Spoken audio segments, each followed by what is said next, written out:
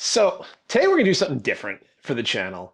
We're gonna look at some pop culture icon motorcycles. So motorcycles in TV and movies that quite frankly got young Salty into the thought of getting a motorcycle and riding, getting up on two wheels. And maybe they did for some of the young bucks out there too.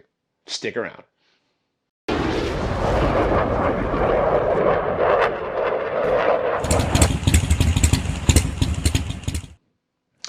Hi guys, Salty, welcome back. So we're not in the garage today. We're back in Salty Flyer studio here. And we're talking about some motorcycles in movies and TV that I think just were kind of super cool, formative in my young life that got me thinking about motorcycles and got me into it. And maybe similar to you. This is not an all-inclusive list. It's only 5. And please feel free to jump in the comments because I know I missed a bunch of bikes. But jump in, let me know. Okay, we're going to start off with the obvious. I'm not doing the Captain America chopper from Easy Rider, nor am I doing Dennis Hopper's bike. They're both awesome, but a million people that know way more about movies and motorcycles than me have already dissected those bikes to death. Besides, they really weren't inspirational to me because I didn't see that movie until I was an adult. I'm going to be honest with you. So we're going to talk about some bikes that were inspirational to me. I got some notes here, so let's get started. Counting down from number 5. Number 5 is Chips, the TV show from 1977, right as I was in the process of being born.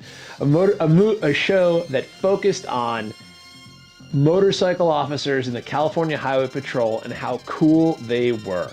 So, I'm going to be honest with you, man. The Mandela effect is real. When I went back thinking about that, I watched that show in syndication as a kid all the time. I had the Chips Power Reel. I thought they were Harleys. They weren't.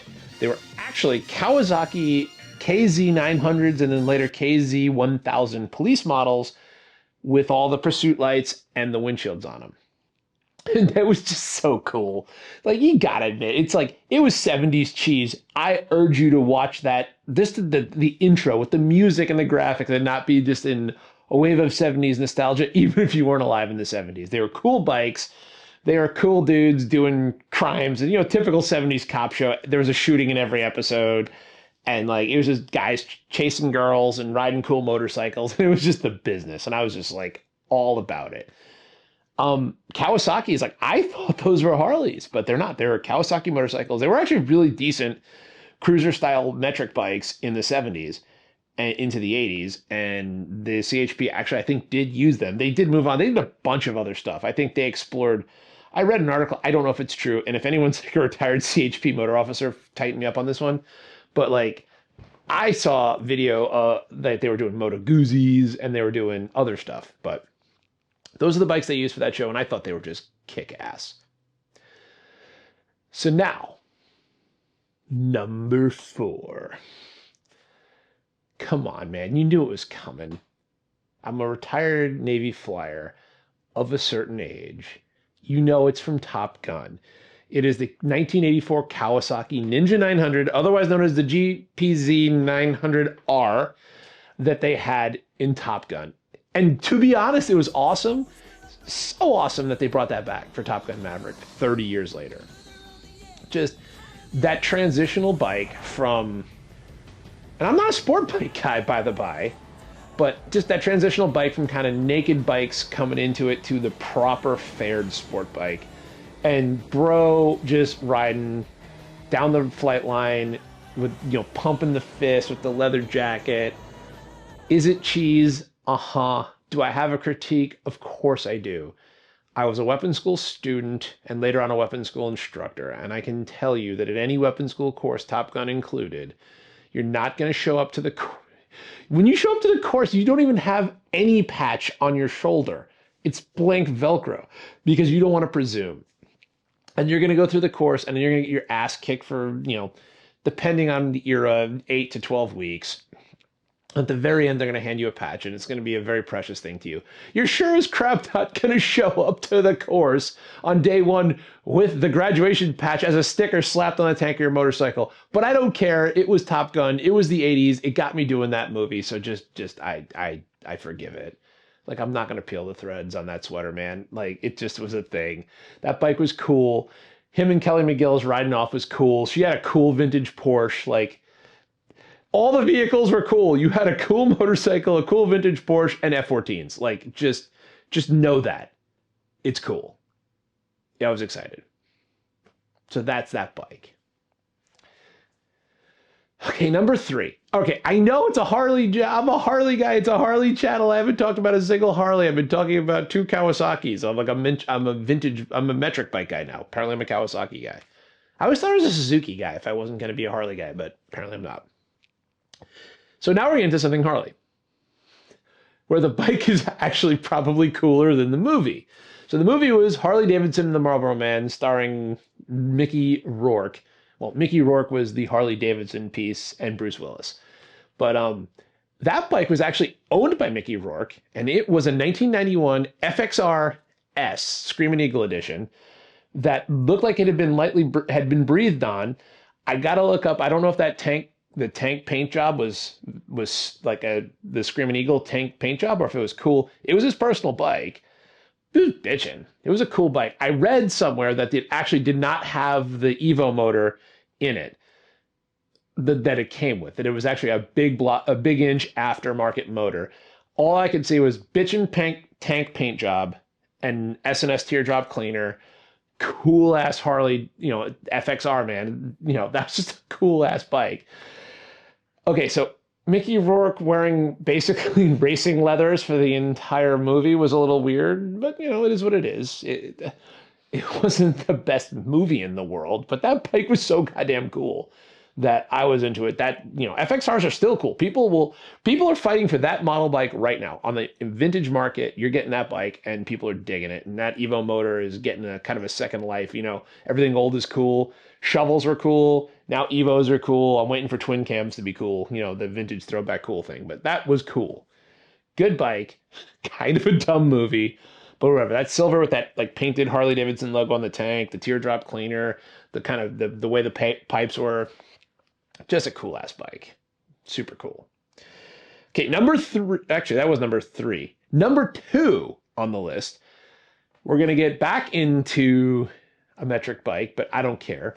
Weirdly enough, actually an older, I didn't do this in time order, I just did in order of things that I think were cool. Terminator 1, which I will say for the side, T1 was a horror movie, T2 was an action movie, just like Alien and Aliens Fight Me. Okay?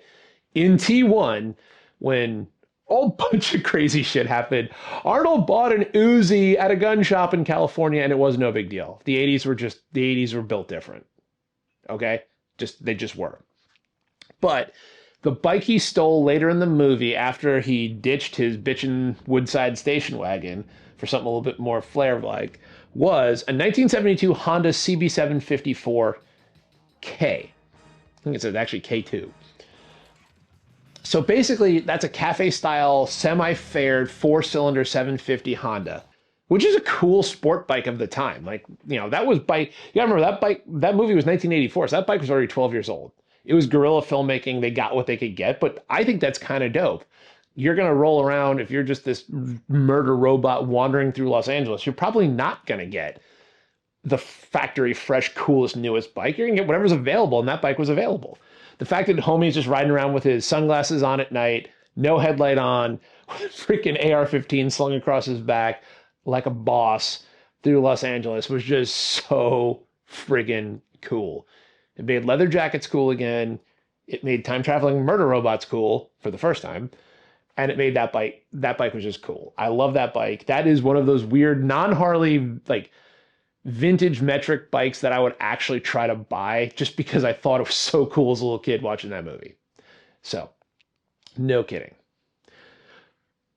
Before we get to number 1, we're going to do an honorable mention.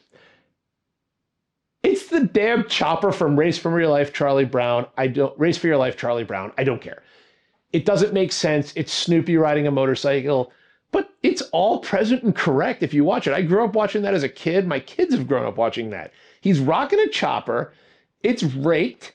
It's got no front brake. It's got apes, granted for a beagle. It's got some big high-rise chopper pipes. It's got a king and queen seat. Big ass rear wheel. It's a chopper. Thing breaks down on the road. Homie rolls out his tool roll to fix it. It's a chopper. It's cool. I don't care. It gets honorable mention. I know it's not even a real bike. It's a cartoon. Don't tase me, bro. It's cool. It is. Okay. So now number one, you know it. If you know me, if you follow the channel, if you follow me, if you know anything about me, you know what it's coming.